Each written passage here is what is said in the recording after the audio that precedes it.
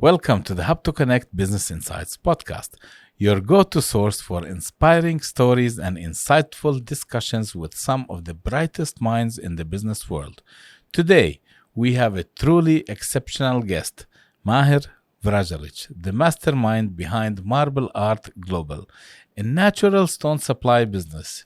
He is a true innovator and leader in the industry, and we can't wait to hear his insights on navigating the complexities of the fascinating field. So get ready to be blown away by Mahir's expertise as we dive deep into the marble maze and explore the ins and outs of the natural stone industry. Let's jump right into the conversation. Mahir, welcome, and please introduce yourself to our audience. So my name is Mahir Vrazalic. I've arrived in the UAE, Dubai in 1992, over 30 years ago. Been living here for a while, and I'm pretty much excited to be on this podcast. So I'm very happy that you accepted my my invitation, and thank you for being here. It's an honor. I wish we could have done it earlier, but you know. yeah, exactly. Yeah. Okay, so let's dive in directly now to our topic. The first thing I want our audience to know that just tell me about your background and what inspired you to join the marble and natural stone industry. Well, actually, I've gone from IT to stone, gone from electronics to non-electronics. Whoa, what a transformation. Became a Flintstone. So basically, growing up in Dubai, I loved playing games on computers and using computers and so on. So I always thought that my future lied in IT. So even in high school, the last few years, and going into university, I decided to study IT engineering. And while I was doing all this, my father was actually involved in the natural stone industry, in the construction industry, specifically selling natural stone. And being in his late 40s, early 50s, in the 90s, he wasn't well versed in computers. So he would actually always ask me to type letters for him in Word or scan documents and photos and so on. So just out of curiosity, I would ask him all these different questions about the natural stone industry. And I was actually learning in the process while at the same time focusing on my, IT. So you were like a sponge when you were... Yeah, basically. I was like a sponge. Exactly. Yeah. So after finishing the IT degree at the American University of Sharjah, and getting employed as IT administrator and later manager for a local group, which was working on bringing in universities from abroad and opening high schools and hospitals and so on. I was given the task of IT manager, but it was actually more of a focus on project management. Mm-hmm. So I would have to, devise and design the network, and then, I'd get the IT team to implement it. So it was also the project management. While I was following what my father was doing, I was seeing a lot of similarity in the sense that they were both project management related. Obviously, the natural stone industry was also leaned more towards the supply chain management, getting the stone out of the mountain to supplying it and getting installed, for the client as the final project. So it was both of these, both of these were interesting to me. So after having worked for IT for 10 years in 2012, I've decided to join my father and in his company and to join him. Besides the aspect of wanting to do something different, I didn't get much chance to spend time with him growing up. He passed away, unfortunately, last year. Thank you. So I didn't get a chance to spend much time with him. So I thought, besides doing the IT, I'd get some time, to spend with him. And I got into the whole natural stone industry and been in there ever since. So yeah, that's the change I've gone through. And for how long was your father in the stone industry? Oh, he was actually his background is ironically in finances. So in the 80s, we lived in Kuwait. And he was working for a main contractor, which was actually in charge of building the famous Kuwaiti water towers. It was a company from then Yugoslavia. Yeah. So that was he was dealing with the financial aspects. So through that, he's obviously got to learn a lot about the construction industry. But he got specifically into the natural stone industry in 1992 when we arrived in Dubai. Yeah. Wow. I remember when I was a kid, we have a house in Jordan, Hmm.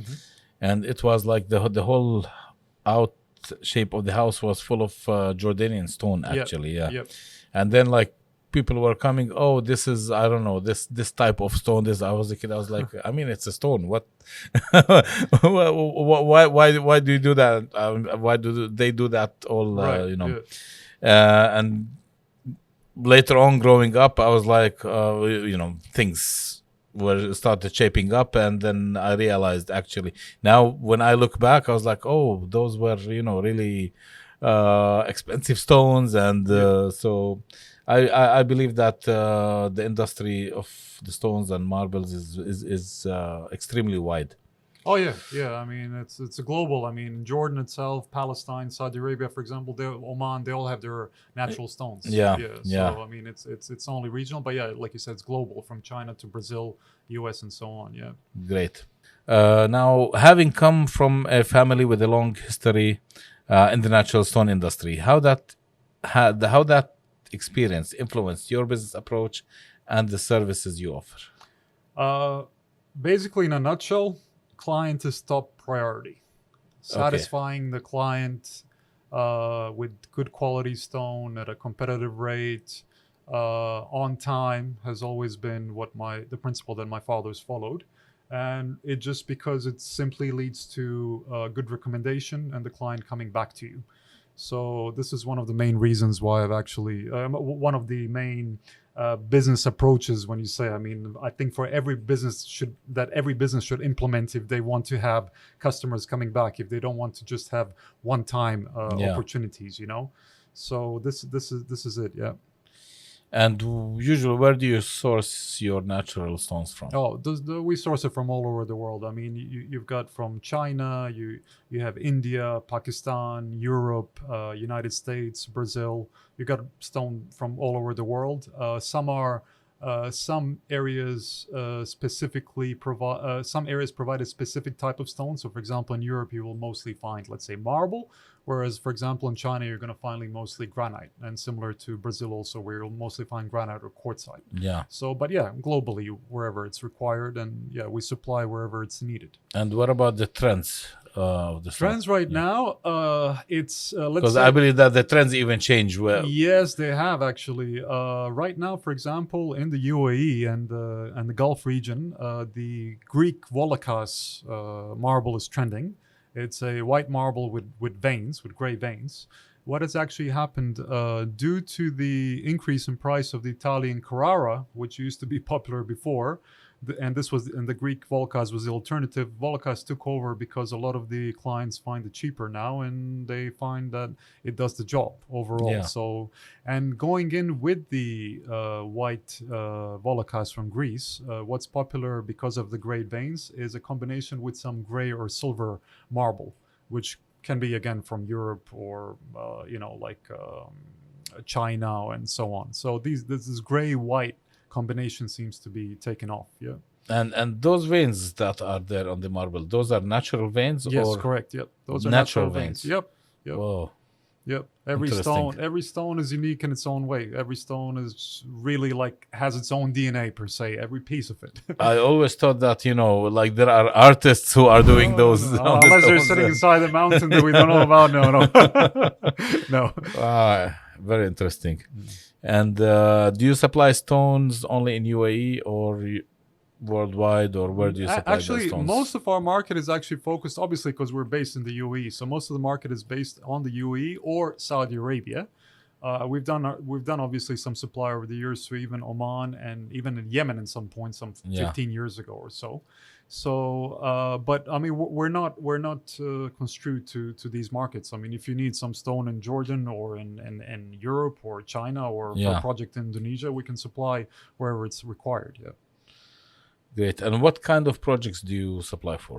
We do various projects. I mean, it can be small projects. It can be the renovation, refurbishment of houses, villas, shops. Okay. Or it can be universities. It can be tall buildings, skyscrapers. It can be So hospitals. it goes from the smallest one up to the. shopping malls and so on. All the different aspects. I mean, So there's no limitations. There is yeah? no limitation. I mean, because what actually happens is that we've actually tied up with over 600 quarry owners around the world, which have state-of-the-art machinery.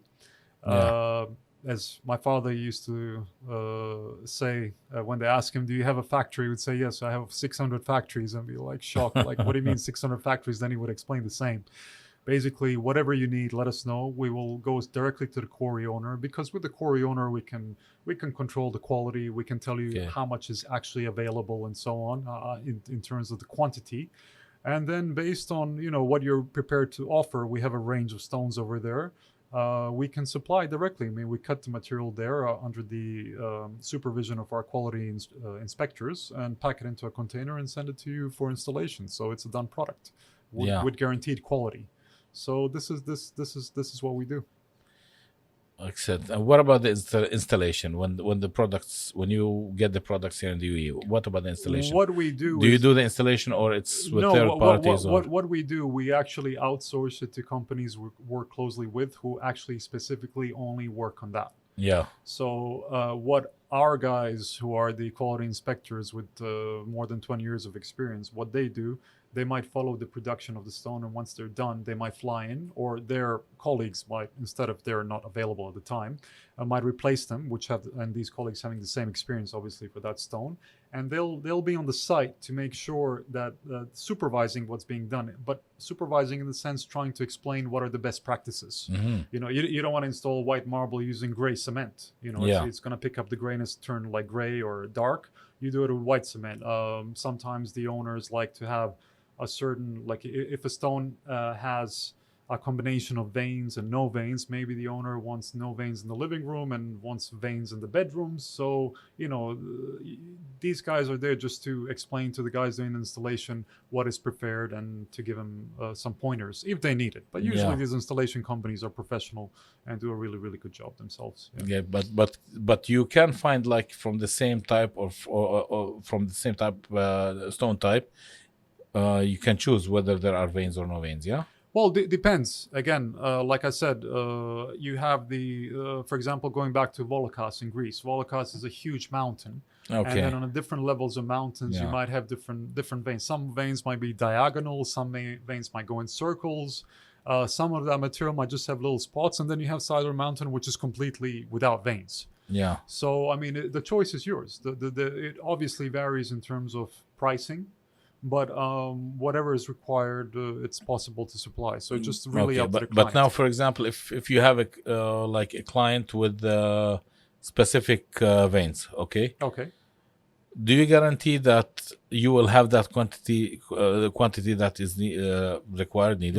Well, this is the thing. If it's small projects where someone needs it, like 500,000 square meters for a house or something like that, it's not a problem to get that. But the issue is if someone comes in with tall skyscrapers, like the last building which we did was the skyscraper was the one JBR in Dubai, with Dubai Properties in the JBR beach walk. There was above 25,000 square meters of Greek stone with veins, and one of the reasons why we went with the stone is guaranteeing them that the quantity is there. Mm-hmm. So we would never go ahead and promise something and then in the middle of the project come back and say, listen, it's not available, or no. I mean, we make sure that the quantity is available, and of course, never put all your eggs into the same basket. So when you're actually getting the stone from one quarry owner, make sure that a few others have the same stone, just in case the one that you're working with starts playing games in terms of changing the contract, deciding he wants in the middle of the project, I have some problems, I want to put up the price and change. No, you can't do that. So I mean, it's always good to have backups. So yeah, definitely we won't do anything without making sure it's available. Good. Now in terms of the market, okay, I had lots of discussions from different industries, okay, but never had discussion when it's marble and stones. Okay. I myself, I was in the construction field long time, Right. and I know that during the pandemic, everything went down and so on. So how is the market now? Well, it's still trying to pick up. Ironically, during the pandemic, we had the projects that we already started that were still ongoing. Yeah, before the pandemic, yeah. And even going into 2020. The good thing about the UAE, for example, is that we had the permission to go out and work because we're the vital sector in the construction industry. So what was actually good about that is that we kept on working on the projects that we already had, and there were some projects already in the pipeline because I guess clients and the industry at the time didn't really know how long it would last. Maybe some people thought, okay, this is just going to blow over in a few months, and we're going to go back, get back on our feet, and go on. But as the time went on, and the new problems started, and then the inflation started, and then the war in Ukraine, and the problems that are happening around the world right now. I mean, economically speaking, the industry itself has gone down. There's more focus on the smaller projects, and in terms of larger projects, it's very rare that even huge developers putting up skyscrapers of 50 floors, and some of the famous ones in Dubai, for example, are ready to put in marble into such skyscrapers like they used to before. Moreover, for maybe if they have that 1 5-star hotel, but even for that hotel, they've gone from using the really luxurious stone to using the commercial type. So they've lowered the budgets.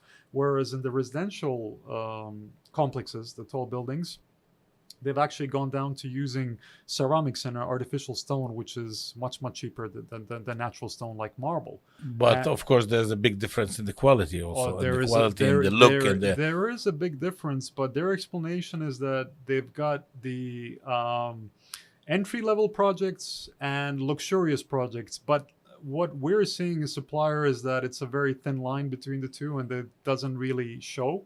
The problem is that what we found out nowadays is that it seems that any natural stone, whether it's 150 dirhams a square meter or 3,000 dirhams a square meter, is considered a luxury compared to a artificial stone such as ceramics, porcelain, and so on, which might be, let's say, 80 or 40 dirhams a square meter. Yeah. So I think the general idea, or what we're understanding, is that the developers are thinking, okay, if someone out there is ready to spend millions buying a apartment with a sea view, they can surely go by themselves and buy the marble and replace the ceramics and stuff that we put inside the apartment, and all the other finishes by their own stuff. Like if you're willing to spend millions, you probably have a few 100,000 lying around somewhere to replace kitchen and the flooring with marble and everything with whatever way you want to do it. So we're facing these problems. Yeah, I mean, it's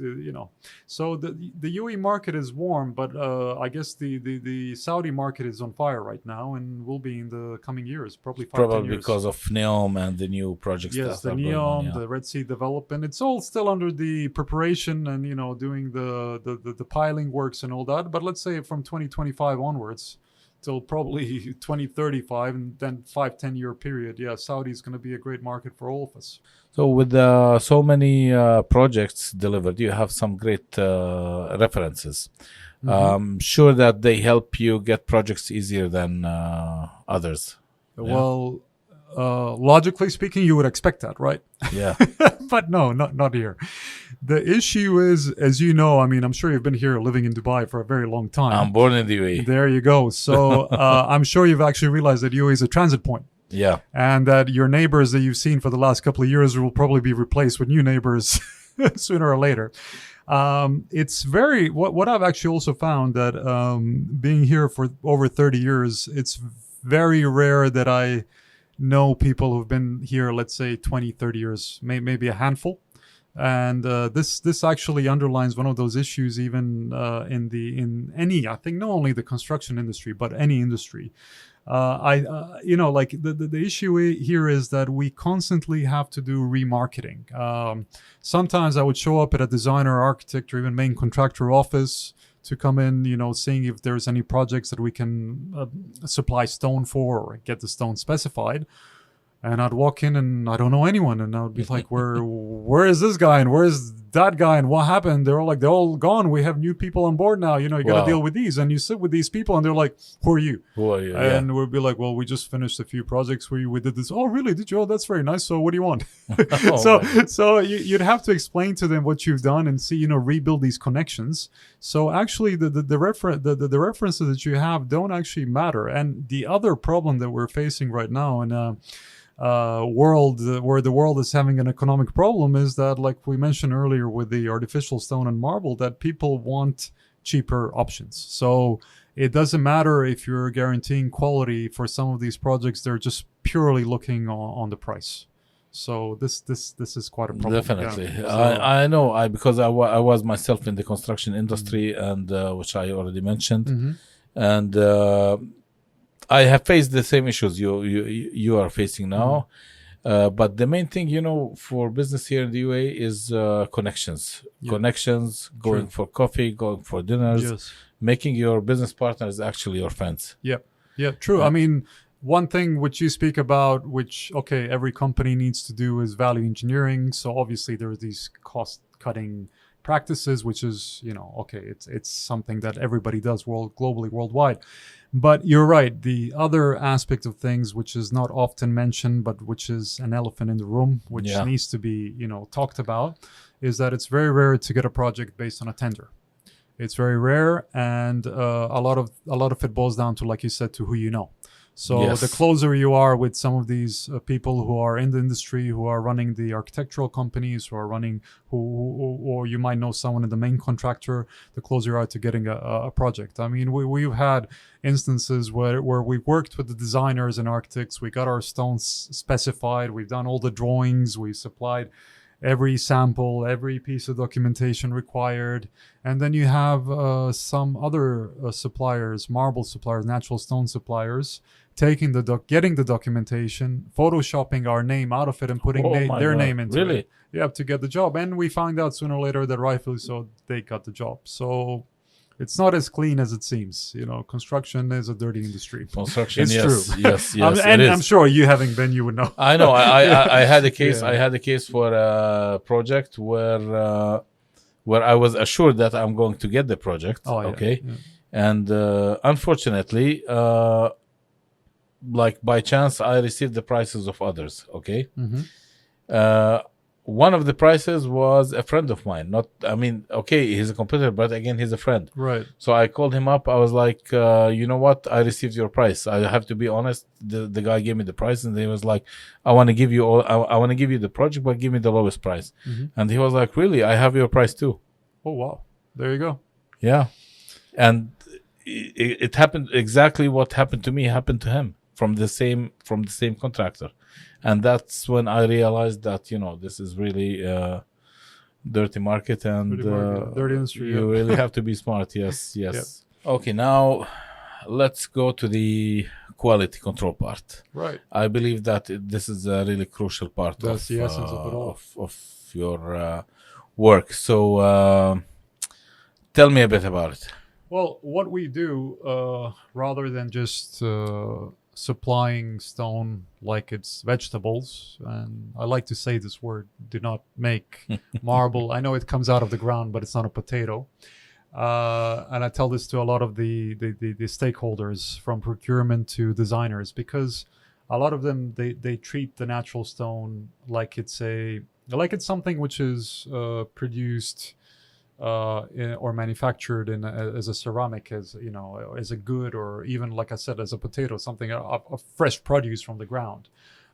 Someone called me up and just say, listen, I need a stone. How much per square meter? And I said, well, you know, what's the dimension? What type do you need? Like you said, no veins. What's the thickness? What's the polishing? Is it polished, not polished, and so on. So, like, all of these things, and you know, when it comes down to choosing the right stone, help us understand what the client needs.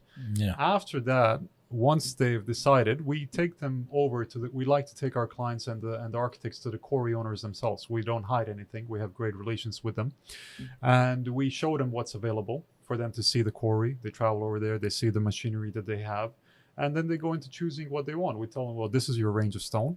These are the blocks. These are the slabs. We'll sign together what you like. Do you like this one? All right, sign it. We sign ourselves also the same, whatever they signed. And then what we do is those slabs and those control samples, they're usually 60 by 60 centimeters in dimension. We keep it right next to the production line. So what actually happens, our quality supervisor then sits there at the production line, and he helps the quarry owner or system in choosing the slabs and the blocks which are most related to what the client has chosen. So this is it. I mean, then once they cut the slabs and the tiles, they reject the slabs or tiles if they have some cracks, if they're not the right dimension, thickness, if they have some issues in terms of their appearance and so on, and they accept the other ones. And once they're cut and whatever is accepted, it's directly packed into the boxes, which are then put onto the container, and the containers are sent to the site. And once they arrive at the site, obviously they need to be opened. They go through material inspection with the main contractor and the architects and clients who were there, which confirm that that's the quality that they did choose, that's the stone that they chose. And then once that's done, then we go into, we pass it on to the installation team that goes through the installation. And that's key. And obviously, once the installation is done and the snagging work is happening, we make sure, once again, we go through snagging is another form of, quality control to see whether the installation was done properly, whether there's any chipping or damage and so on, which we point out to the installation company that they have to fix. And then, the ending is applying the sealer to make sure that there is no there's plenty of time for the people to wipe any stains that might occur. Coffee or whatever something drops on the floor, that they can clean it, and that's it. I mean, this is all part of. But quality is everything for us, because this is what ensures new businesses, new contracts for us. Okay, what about the warranty? Because now you talk about the quality, and you are doing you are inspecting the quality of the installation as well. Right. And the installers are coming from your side, right? Right. Well, I mean, we specify them. So let's say they're part of our team. Yes. Correct. Yes. Okay. In case that some installation is not done correctly, right? What do you do? We tell to ensure that the client will have that warranty. We tell our installers to remove it, to replace it, to do it properly, even if it's at our cost. Obviously, by our guys following supervision, we try to minimize this in order to minimize the cost. But we have to make sure that the client is happy.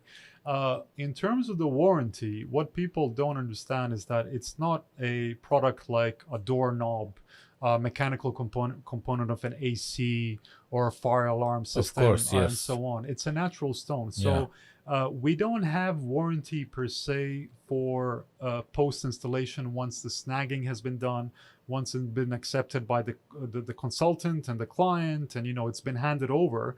The warranty happens on the parts or on the pieces which are delivered. So if I deliver you stone which is cracked, chipped, which has problems, I will obviously have to replace it. It's my job, it's my duty. But once we've installed the stone, and once everybody's inspected it, not once but 3, 4, 5 times, the snagging sometimes happens 5 times all over, and everything has been done, and once you signed off, then that's it. I mean, we cannot be held responsible if someone comes in and scratches a stone or drops some heavy objects and cracks it, or if these different things. This is all up to the end user. If this happens, then the end user will have to pay for the replacements. Of course, what the client does in order to help the end user, the tenant in the apartment or at the villa, they buy spares. We always encourage them to buy some spares, 2% of the overall quantity. And then if they have one small broken piece, and the maintenance of the building comes in, it can be easily replaced. And they will replace it for them. So, I mean, they do these jobs. And generally, I mean, it's not that much replacement that the stone needs. I mean, generally. But one issue which we have noticed compared to, let's say, the US or Europe, is that post-sales, the maintenance, which we don't do, and we're talking about maintaining, i.e. polishing, cleaning the stone, is very, very poor in the GCC and Dubai. Really? Very poor. Even large developers do not employ, even though we call upon them and we give them, without any benefits to us, we provide them with a list of companies that do some amazing maintenance. They seem to employ not natural stone polishing maintenance companies, but maintenance companies in terms of cleaners. So imagine now having a fantastic, luxurious, tall skyscraper with some beautiful white Carrara natural stone at the entrance, right next to the beach, and the door automatically slides open all the time as people keep coming in, and you got a bit of wind. So Yeah. this guy comes in, the poor guy who's just doing his job cleaning, who doesn't know, I mean, it's not his fault. He puts the mop in the water, mops the floor wet, and then the doors open and the wind blows in the sand on top of this wet stone, and suddenly within a few days the stone looks like it's dirty and that something's happened to it and the surface. And then what actually happens to us, we get called from the client and said, oh, you gave us some bad stone. Once we get there, we tell them, well, no, this is not bad, this is actually not What happened? cleaning it and not taking, and we bring our own staff which actually can do the basic cleaning, and within half an hour, 1 hour, explaining to them, one of our guys cleans it and shows them, this is what you should do to make sure it keeps clean. And they're like, oh, great, now we know, thank you so much, we didn't have this information. It's kind of like an education for us as well. And again, we give them the contacts of these professional firms, and guess what? 1 year later, they still don't employ them because it and costs the money. same thing goes over and over. It's amazing though, because when you go to the States, for example, which astonishes me, like you go to Las Vegas, you go to Los Angeles, let's say Las Vegas specifically, right? The mayor of Las Vegas is, city of light, city that never sleeps. Everything is shining and bright and everything. Yeah. The mayor is imagine the mayor of Las Vegas has actually told hotel owners that everything has to be glittering and shiny, including the marble inside their hotels. Wow. And rightly so, if you walk into a hotel in Las Vegas right now, which has been open for 20, 30 years, and the same marble has been installed for 20, 30 years, you would think that the marble has been installed 6 months ago. It is shining. It is polished. There's a couple of guys, like in the movies, listening to their music and pushing those polishing machines all the time, especially with a lot of foot traffic, because you have a lot of abrasion happening and the top layer being removed. So they constantly have to buff it and polish it and so on. So they do an amazing job because they know what is required, and they take this as being the post-sale service, which is required. I have been in some hotels. I have been in some hotels, and I was really surprised. Sometimes, you go on the marble or the stone as if it's polished with the colorless, which they use it for chemicals for polishing. So you mean they've done the job, or they've done the job? Right. The job, Right. I remember once I was in a hotel and I was talking to my wife. I was like, "Wow, look at this! How shiny!" You're talking about here shiny. in the UAE. Yeah, it was. Yeah, but in the UAE. the problem, yes, they. I'm not saying they don't do it, but the issue here is that you have the states where they do it constantly. Yeah. And here it's after sitting for 1 year and finally realizing how dirty it's become. Okay, we got to do the polishing now. Yeah. And then once they do that, you come in and be like, "Oh, well, it's amazing, it's polished." Yeah, but they don't do it so as often as they should have. That's the problem. And how often should that be done? Well, realistically, is it on monthly basis? No. I mean, look, the actual polishing where you're actually removing a layer, and then polishing it, the top layer. Yeah. Probably once in every 6 to 12 months. But the actual buffing, which is just using the white brush just to clean it, the appearance, using those chemicals to keep it clean, specifically chemicals for the marble, not any. Don't. I always tell them, please do not go to the supermarket and buy detergent which you use for your dishes to clean marble. No, it doesn't work. It will turn yellow, pink, blue, whatever. Don't do it. So if you're using like the proper professional companies, you're going to have a great end product. And I mean, it's going to be, looking the same like in the States for 20, 30 years. But then, in my opinion, all cleaning companies have to be educated on cleaning the marble. You're talking about the ordinary cleaning companies. Yes, ordinary cleaning companies. Unfortunately, they're not. Look, I mean, the simplest way of cleaning, the simplest of education when it comes down to taking care of natural stone on the floor, is to have a mop which is damp, not wet, just damp, and just to go over the marble or the granite or whatever with a damp cloth. Which basically, what does it mean? It just means removing the layer of dust which is accumulating, and that's enough. You don't have to do more than that. But in order to give it that shine, because I'm sure you noticed. I mean, look, I'm not a wood expert, but I'm sure you noticed, for example, in Bosnia or like all these other countries in Europe, after a certain time, you've installed some wooden flooring, and after some times when the kids have been running around and you've been walking on it, and guess when you've noticed even the wood is kind of the top layer. Yeah. It's become like there's been abrasion happening, so it's not as shiny and nice as it was originally. Yeah. Same thing as with the stone. The more foot traffic is happening, the more this happens. So this is why it should be maintained properly. Of course, in an apartment, not as much, because there's only 3, 4, 5 family members or just visitors coming in. But when you have like the entrance of a building or a shopping mall, it's a must to employ these maintenance professional companies. But it's because now, for example, I own a shopping mall. Okay. I will look to have a contract with one single cleaning company who will like clean the glass, clean the marbles. I mean, do the full cleaning of the of the mall, for example. Yes. So that's why, in my opinion, even those companies have to be educated. Most likely, yes. I mean, at least to perform the basic cleaning. Maybe if there are some issues where the stone is broken or it's changed color, maybe you need the professionals. But I assume that these companies do have their staff, which at least knows how to use these machines for buffing. Let's hope so. I hope so. Yes. Sourcing and supplying natural stone products can be a complex process. Complex, I believe. Yes, absolutely. So please tell us a little about the challenges involved and how you navigate those challenges. A little. I think we'll have to do part 2, a separate podcast on this one. But I know, but just like cut it short, because our podcast don't last for more than 1 hour. I know. Yes, exactly. Also, in a nutshell, it's very complex and very problematic. So let's start with the sourcing as a simple example. So first of all, we have such issues, for example, where some of the suppliers refuse to supply to us because we are one of those helicopter traders. What does that mean? We come in once in a while, tell them we need 5,000-10,000 square meters of stone, which is a good, huge quantity and a great chance for them to make money. And then we just disappear. And then while they're focusing on us, giving us the best quality and whatever it is that we need, all the attention that we need, all those clients that they've had for years on end coming in to buy just one container or like a few hundred square meters every month get neglected and they leave. And then once they're done supplying for us, all these clients that they had, this relationships that they built, they lost it. So they're not happy to just, you have suppliers like that. Yeah. You have quarries which do not produce stones as they should all the time.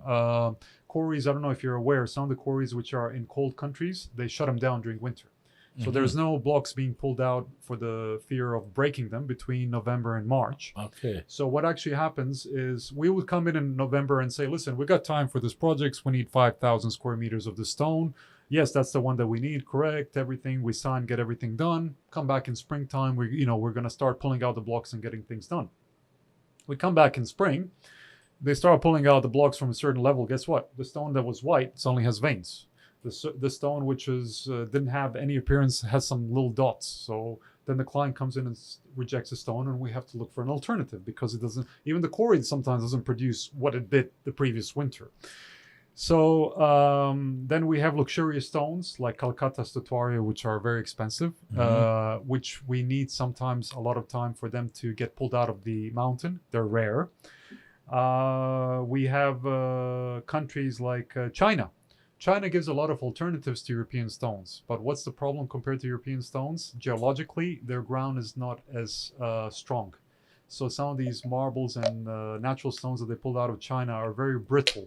They break much easier. They are cheaper, but they break easier. So we have a lot of problems when we supply them with damages. We have issues where some of the countries, like in India, they're gang saw machines, which are the big machines that slice the blocks like into toast, like into toast bread, into the slabs. They're not calibrated properly. So sometimes we have 18 millimeter thickness instead of 20, 21, 19, 22. And they're actually the same, yeah. Well, it's actually fine. We can install these, there are a few millimeters difference, but when we bring them here to the site, the engineers who don't know this are like, you're trying to cheat us. Instead of giving us 2 centimeters thick, you're getting us 2.1, 1.9. What is this? So then we have to explain to them the whole process of what happens in countries like these. Yeah. Then we have disagreements with suppliers where they don't want to honor the quarry owners. They, like I told you earlier, they don't want to honor the contract. They want to up the price. Or the worst scenario is finding the quarry where it's the client, they specify a certain stone and they're giving it to us and say, we want the stone. And then we have to find the quarry or something which matches most closely. The funniest story is we had one American architect who was married to a Turkish woman, and there was some stone from her town, and she actually told him about it, and he specified it in for the project. You know, he liked it as well. And then we couldn't find it until he told us this. Oh, by the way, yeah, this stone is actually in this town where my wife is from. And we're like, well, thanks for letting us know. You know, so we have to like find the quarry owner to get it, to actually give him the price and to source. That's in terms of sourcing. In terms of the actual supply. Oh, it's like once the signing the contract with the main contractor, there's a lot of clauses which are problematic in terms of performance bond, banking guarantees. Then even if we get over those, the banks might be causing us some issues with giving these documents. Sometimes the banks, let's say some of the stones, they arrive with the container here in the port in Jebel Ali, and we end up paying storage and demurrage fees in the thousands of dirhams because the bank from the client side or our side didn't do the letter of credit documentation on time. Wow. So we can't clear the containers out of the port. So this is like another one. Countries like KSA, they're making us less competitive. They've decided to protect their own suppliers. And it seems that nowadays in the KSA, there's this, because they have their natural stones, like I said, they have granites in the Najjar region. They have some limestones around Riyadh as well. So rather than importing, they're trying to see if they can supply for the projects their own natural stones. So besides raising the VAT from, I think, 5 to 15%, they've actually also recently decided in the past few years, and I think we come across this during the Corona time, first time, they have these SABRE certification, which is for any good imported material. It doesn't have to be natural stone. It can be, I don't know, doors. It can be knobs, anything. You have to go back to the manufacturer who has to give you their ISO certificates for standards, which then have to be verified for that particular stone only, and you got to pay a few thousand dirhams for that as well. So when you pile up all these different, expenses, we become too expensive for the Saudi market. So that's another supply issue, which is, exactly. I remember a case we had when we were supplying telecom cables to KSA. Okay. The interesting thing is that we received like the tender documents. Okay.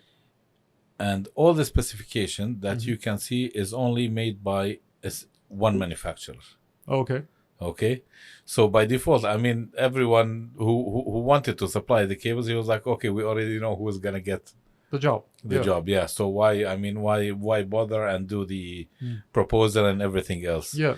But in some cases, we were calling the client, and we were telling him, okay, the specification you have in your tender can only be found from one supplier. So what should we do? Right. The problem is that I have seen many consultants, they just do a copy paste from other projects and putting them in their projects. Oh yeah. They even don't know they even don't understand the specification. They don't know what is inside. True.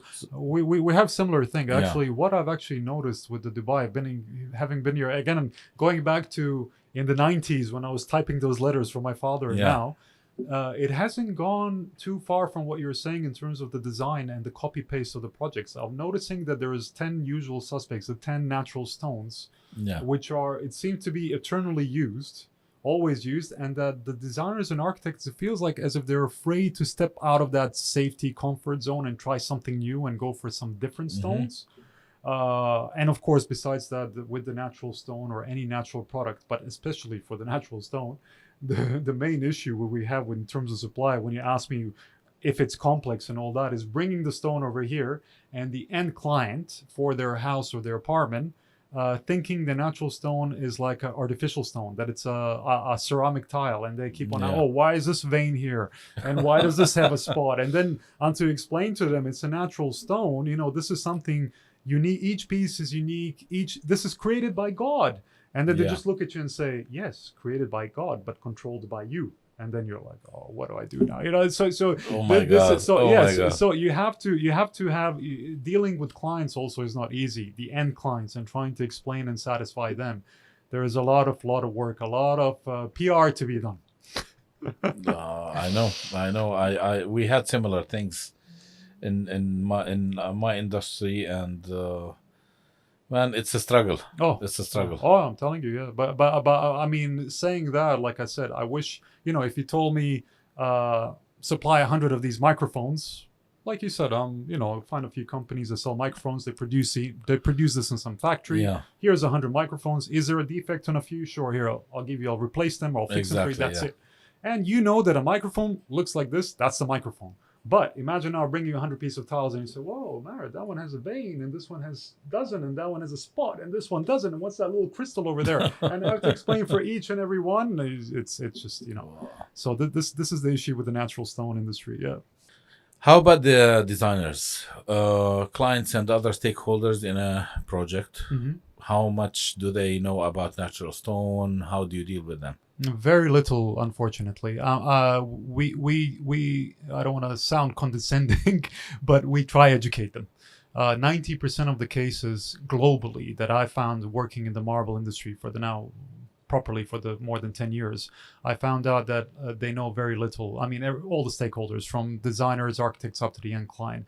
I've maybe met only 10% of the stakeholders, and it's most specifically European architects, let's say, that have actually impressed me, who came and said, listen, for this stone, I've actually visited this quarry, I don't want that. Or Yeah. I want this stone and I know, you know, these are the specifications and so on. So it's a very, very small percentage. And the problem actually mostly boils down to with designers who want to specify the stone without knowing the prices or much about those details or the technical specifications of the stone, but mostly price. You know, they come and say, oh, this stone is really beautiful, we specified, and then I come in and say, right, that's 2,500 dirhams a square meter. And they said, well, do you have something cheaper? You know, so yeah, it's a lot. So what we start off is by, you know, sitting down with them, giving them like a breakdown, 15 minutes of the basics before getting into it, you know, trying to trying to narrow down their window, and so they don't waste their time and our time, because time is precious. Yeah.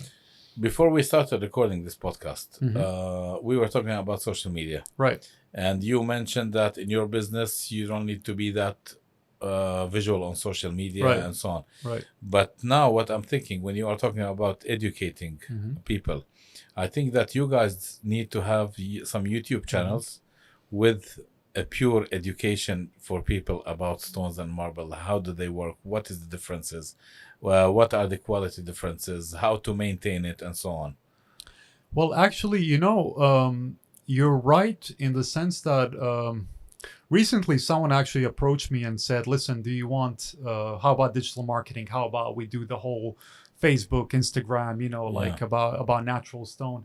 And I kind of shrugged it off, because over here throughout the years, it's boiled down to, again, good quality work, word of mouth, especially UAE word of mouth, you know, people recommending us for new projects, or we know someone, like you said, or whatever. So it doesn't help out in the sense like the traditional goods. Like, okay, for example, you want to buy that t-shirt, you know, you'll go online, you go to Instagram, you go to Facebook, whatever it is you use, what social media, you find the shirt or the shoes or Nikes or whatever you want to buy, and you order online or whatever, Amazon, you find goods that you order and they deliver, and that's it. But stone obviously being different. You can't just go online and say, okay, I'm going to buy 100 square meters of stone for my apartment. Definitely. But what I was, sorry to cut you off, what I was getting at, the thing which actually helps us is that in economically tough times, they say that the marketing expenditure goes down. And that's true. So where do we find we can actually, what we can do to get help with this troubling times in getting new projects is to focus, like you just mentioned right now, on our expertise. Yeah. So it's not the brand that I'm selling, it's my knowledge and expertise about the matter which I'm selling. So What you're saying is absolutely correct. Probably it would be a good idea for me to do something on YouTube or even on Instagram. I mean, rather than just posting pictures of, stones and people saying, Just that's a beautiful stone. giving tips on, But I don't know, maintaining, how to like maintain the 1 marble minute or- or 2 minute or Yeah. 30-second quick, like tips on maintenance of stone, or what stone should be bought for what area, or whether it's outdoor, indoor, and so on. At So least educate the people of what Correct, is the good quality, what is not, how can they be Yeah. cheated, how not. exactly. I'm just thinking, like, put yourself, for example, in my shoes. I'm an end user. I want to build a house. Okay. Right. Yeah. Marble is not cheap. Stones, definitely. It's a quite big investment when Right, it comes to building right. a home. But I have no idea. Yeah. Okay, I have a consultant, I have a contractor, but we all know how they work. Right. Okay? Yeah. And what are the deals? Who can you trust? And who can you trust? Yeah. But I myself, I don't know anything about the stones. So I will go. I will go to YouTube. I will start searching and trying to educate myself. Just not to be cheated True, or yeah. something. I mean, look. But yeah. this is really missing in your industry. Right. Yeah. I mean, part of our look, we supply and consult. Yeah. That's our general, what we do. So this is part of the consultancy. Would be a great idea with like you said, with some YouTube channel or some short videos to educate people. Definitely. I mean, they definitely and educating these 90%, which I mentioned, don't know much about stone. But short clips which can get their attention. And this way, I think you will. I mean, you might increase your sales because people will know you. They will know your face. And they will gain trust in you. Yeah, well, frankly speaking, yes. I mean, that IT aspect and the fact that I'm from an IT industry did come into mind many times. Exactly. How I can connect the IT with the stone, the future with the Flintstone. Now, your business specializes in supply of natural stones, which we already know, including marble, granite, limestone, sandstone. Yeah, these are all different types onyx of natural and quartzite, Yeah, right? quartzite, I have the full list. That's why. So can you tell us a little about the properties, including their strengths, the different types of stones, and how they are typically used in construction and design? Right. So basically, tens and hundreds of millions of years ago, it all started as a limestone. But then as the Earth's crust geologically changed, it started forming the formation of marbles, onyxes. Onyx, for example, is like a young marble, So onyx might be, a marble might be 50 million years old, and then an onyx might be 7 million years old. So I mean, I'm not a geological expert, but I mean, this is the lowdown that I got from these guys who know more than I do about these aspects of things. But it all boils down to the environment and what we actually do. We tell the clients, for example, here in the UAE, don't ever install. I mean, in general, I think even in Europe, I'd say the same thing. Marble should be installed only indoor.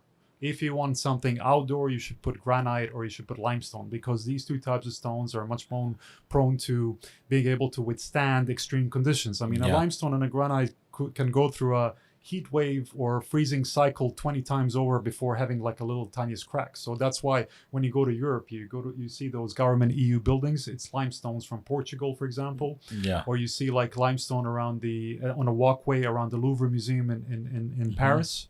Okay, so these are heavy density limestone that can withstand those conditions. Likewise in Dubai as well. So, and indoor we tell them keep the marble, because marble, you don't want to put white marble here in 50 degrees. It's going to get destroyed within a couple of years. There's other aspects of things. For example, this is also as part of the expertise and having all the knowledge and having gone through the experience in all these years. Some people, for example, they put in the light beige, off-white limestone on a external facade of a hotel or a building which is next to the sea in Dubai. I tell them, no, don't do that, because the sea salts combined with the humidity turns this stone yellow, and it's actually proven. So then they have to take off the stone and put something different and replace it, and that costs money. So if you want to do something correctly, you better, get into touch with someone who can explain it to you. What's actually good with these different types of stones is that besides explaining to the end client where they should be installed and how they should be used, for example, kitchen-wise, definitely quartzite or granites. Like I know a lot of people. Yeah. Nowadays, the Statuario Calcutta from Italy, which is the most expensive white stone with the gray silver veins, everybody wants to put it in their kitchen. Now, what they don't know is that when the project is happening, and oddly enough, I've actually learned through consultants who are actually checking as part of education once again. When they install it, they come in and tell me, Mara, don't worry about it. With someone, the sealer, it says 25-year guarantee that no stain will go through this. I said, no. 25 years on the layer of the sealer being applied on top of that marble. But did you know that you only have 15 to 20 minutes to remove the coffee stain or whatever stain is on the white marble before it actually permanently sticks there? Oh. Because that's all the sealer does. It gives you a bit of time, 15, 20 minutes to clean the spill. If you don't do it, it's going to stain the white marble. So you don't put white marble on the kitchen countertop. You put a granite, you put a quartzite. But if that happens, how do you remove it if that happens? Oh, it's very difficult to get rid of it. It might permanently stay there. Wow. So unless you can try again using one of those hand polishing machines, but that would mean removing a layer of the stone. But you don't know how deeply it penetrated. Yeah. So you can remove 2 millimeters out of a 20 millimeter stone only to come down to 18 millimeters and the stain is still there. Interesting how can that penetrate inside. So what we actually do as part of the job, I mean, I'm sure you now realize how complex that it is from pulling the stone out of the mountain to final delivery. Before we even start the sale, we have to provide the client with test results about the as part of the technical specification. Yeah. So there's ASTM, the American standards, and there is European EN standards. The five commonly most used tests which need to be provided over here are for water absorption, for density, for compressive strength to see under what load might the stone break. There's abrasion resistance, and abrasion, like I spoke earlier, like people walking over it and removing the top layer. So let's see how often, how fast will the layer get removed. And there's also flexural strength, but flexural strength is mostly for pieces of stone that you put on external facades. So if there's a wind, to see if it's going to get bent or so. But without these tests passing, the stone cannot be specified for a project. So along with advising where and how it can be used, we give them these as well. But are there suppliers who do not do that? There are. Of course, there. Look, I mean, you have people who decide to go by themselves, who don't trust anyone. Yeah. Let's say you own a house, for example, and you say, listen, I'm not going to listen to Mahir or any of these people. They don't know what they're talking about. I'm going to go and do it myself. You drive to Sharjah. You have a few companies that stock up of a few hundred square meters of stone there. You choose what you like, and you go by yourself and tell them, fine, I'm going to install this marble outdoor in my garden. Yeah. Without these guys telling you what it's for. Or maybe you don't inform them. Maybe you just tell them, listen, I just want 100 square meters of this white marble, and maybe the seller even doesn't know. They're just selling. Or them, for example. Definitely. And then you install, and then you face problems and so on. So I mean, it's obviously always the seller. I mean, from my experience in working in the industry, 99% of the time, anyone selling you stone will ask you the basic questions: what is it for? What thickness do you want? Do you want it polished, honed? What's the finishing type, and so on? Indoor or outdoor, and so on. Again, it's not a vegetable. They can't just come in and say, "Give me 6 kilograms of marble," like you would a potato. Won't work out that way. Okay, and what about the trends and opportunities upcoming in the next years? Well, like I mentioned earlier, right now the focus seems to be on smaller projects like houses and shops and such things, and refurbishments happening. So we're talking about, let's say, up to 1,000 square meters. People are even people who have small factories over here in Dubai that buy stone locally or import overseas. They don't take projects more than 1 million dirhams, including installation. Let's say, whereas before they used to take 5, 10, 15 million. They're facing challenges not only with having the good quality stone if they buy locally, but also with the payment from the client getting delayed. The first aspect of things is why our model always used to work in terms of getting the stone from overseas, which I told you earlier on. We can always guarantee you whatever quality quantity you need with the same quality. Yeah. What happens here is that you walk in and you say, listen, I need 200 square meters for my house.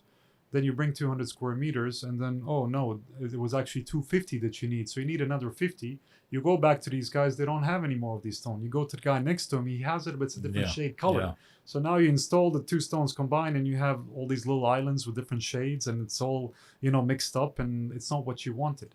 So, I mean, the trends, again, the smaller projects. And of course, everybody's hoping that the Saudi giga projects, which are, will take off in the next couple of years. So everybody's aiming to be supplying projects for NEOM and Red Sea development and so on. I believe so, definitely, because I think from what I'm hearing that even if you take all the suppliers in Saudi Arabia, the quantity that they need and the number of suppliers, the number of contractors is not enough. For I mean, it was the same case in 2013 till 2016. We were doing the King Abdullah Financial District. Yeah. There was 44 buildings over there. So we supplied for 13 buildings, but again, not even completely for the 13 buildings. Okay. There was so much stone used that they had to, besides the the colleagues from Saudi supplying, they had to get people from UAE, Qatar, Bahrain, Kuwait, even, other companies to supply. Yeah. So, I mean, NEOM by itself, from what I understand, that line project is 170 kilometers long and 500 meters tall. I mean,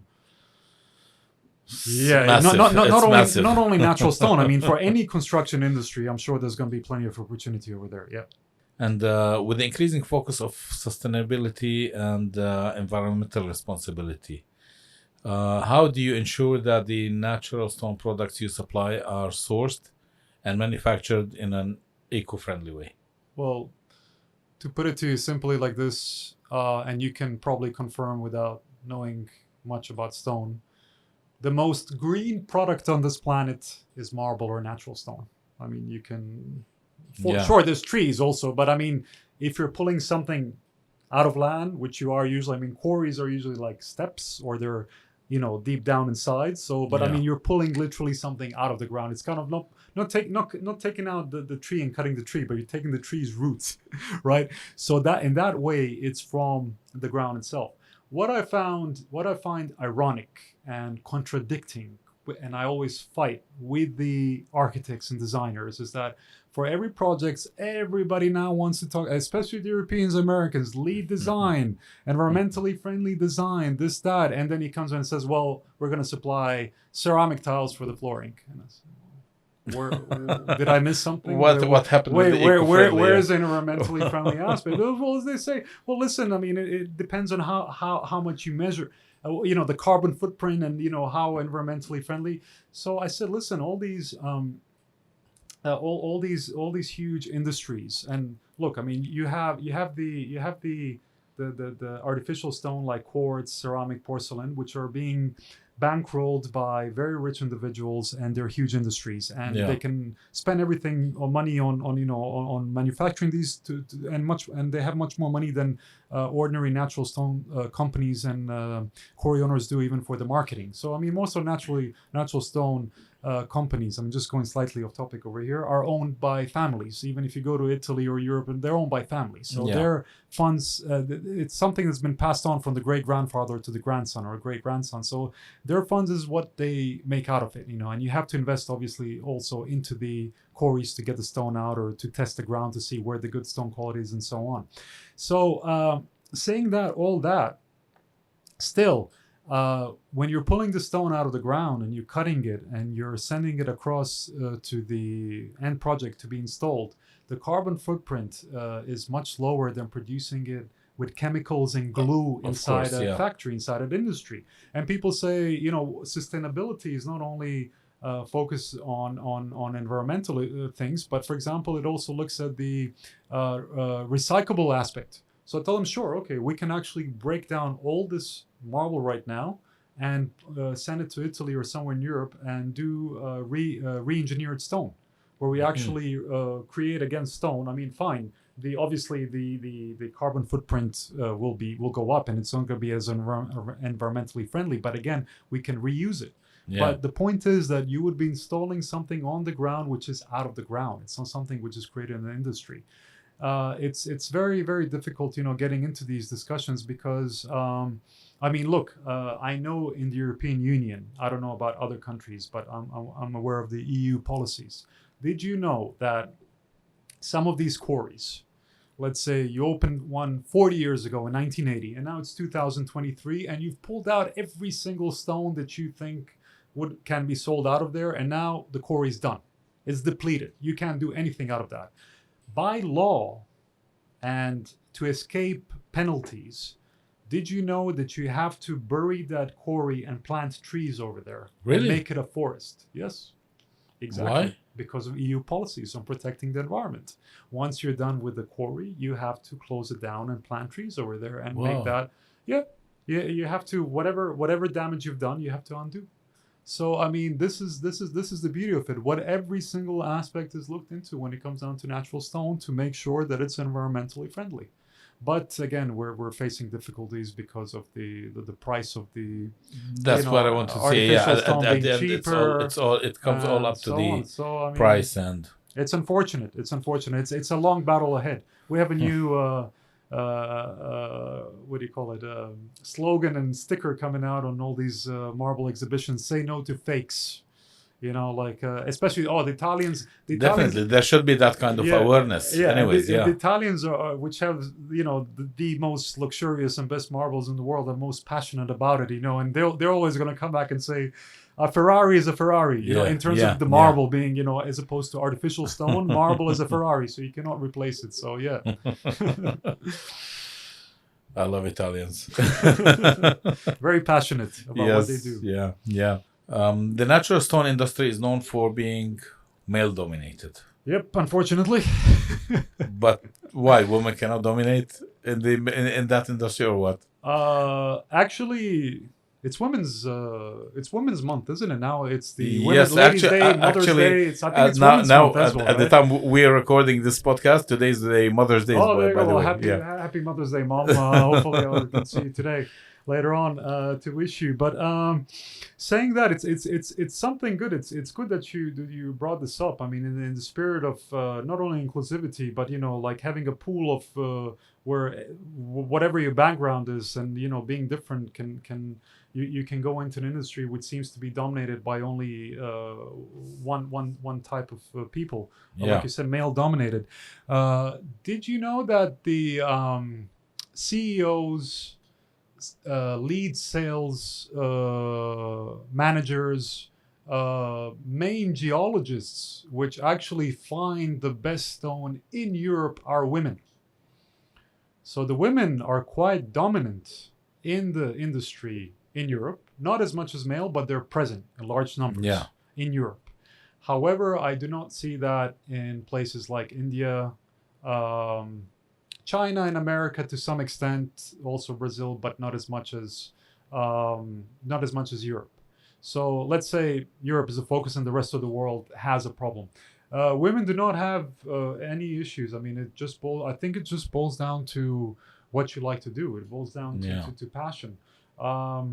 I've seen going on social media and meeting some people. I've found some married couples who have young daughters who are like 10, 11 years old who love natural stones. I mean, not it's been marble, but like those crystallites and so on. So, and they're passionate about it. So I mean, from a young age, you can have some kids who are passionate about it and who can definitely make it into the industry. It just boils down to you being organized, passionate about it, and wanting to succeed and just keep on moving, not giving up. I mean, just like in any industry. So yeah, definitely. I mean, there's definitely a place for them in this industry to change it from being seen as a male-dominated industry. Let's hope so. We will see someone. By the way, we recently had a women's business conference, which was only for women. Right. Yes. Okay. And I was really surprised. I was there. Luckily, I was not the only man over there. The cameraman was with us also. But I was surprised with the energy that was happening between women.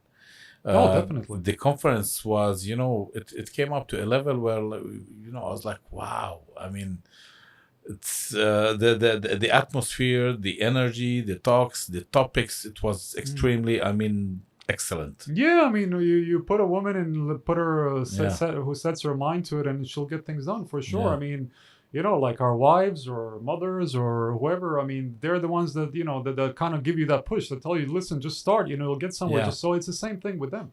You just need to start and see how far you go. And if you haven't tried, you've actually failed in that way. And if you fail, it doesn't matter. At least you tried. So Exactly.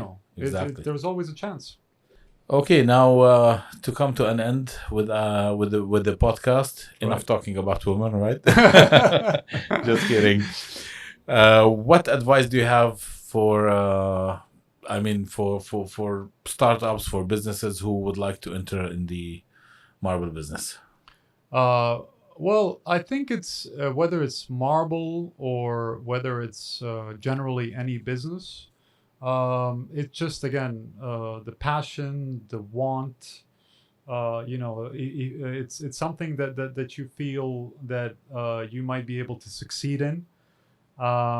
It doesn't have to be like it was passed on to me, of what I learned growing up, passed on, generation wise from my father on to me and so on. But it can just be something of interest to you. And obviously, as a start, I mean, whether it's marble or anything else, I think that doing the research, not only market research, but also about the product itself, and to see where your competitors are and so on, right?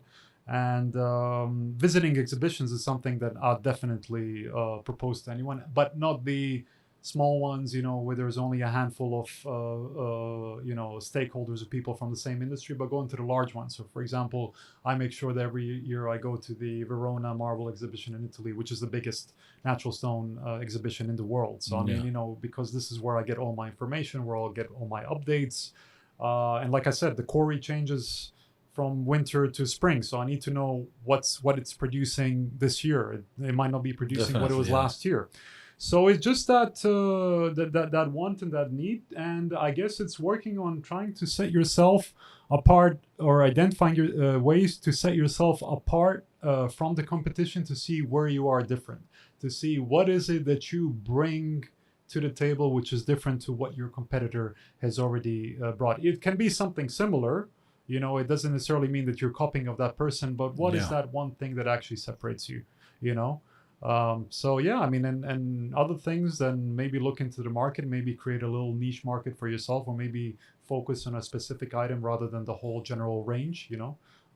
Myself, I've been looking to, maybe I shouldn't focus on 600 stones. Maybe I should just look at these usual suspects, or maybe just look at the luxurious stones, or just see what the market is like at the time and try to adjust to it. Because I think the one word after the corona, now with the recession and inflation and war and whatever is happening in the world, and people saying that, and they're right about it, that nothing will be the same. I think that one word that all of us have to be focused on is adjustment. Yeah. So adjusting to the new now. Yeah. Yeah. But I think we are also slowly getting back to the old normal. I hope so, but knowing my experience and talking to people and looking at the banking industry and different things, I'm hoping the sooner the better. I'm hoping the next 12 to 24 months rather than the next 5-6 years. But let's hope so. Let's hope so. Hope so.